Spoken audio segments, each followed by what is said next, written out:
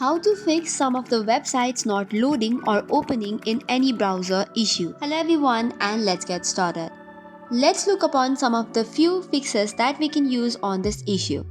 For the first fix, search for change proxy settings. Now under manual proxy setup, make sure that the proxy server is turned off. Once this is done, you can try to load or open the website again.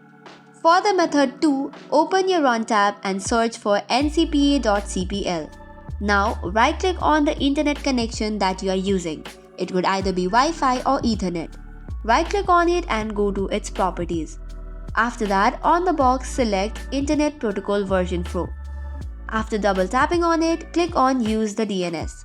You can either use the Google DNS, which is 8.8.8.8, or you can use the Cloudflare one as well. Once this is done, go to command prompt and run it as administrator. Use the following command on your command prompt. The command is given as ipconfig //DNS. Once this is done, you can restart your device and run the website as well. So this were some of the fixes that you can try to solve the issue. That's it for today's video. For more such contents, do not forget to hit the like and subscribe button. Thank you and keep watching.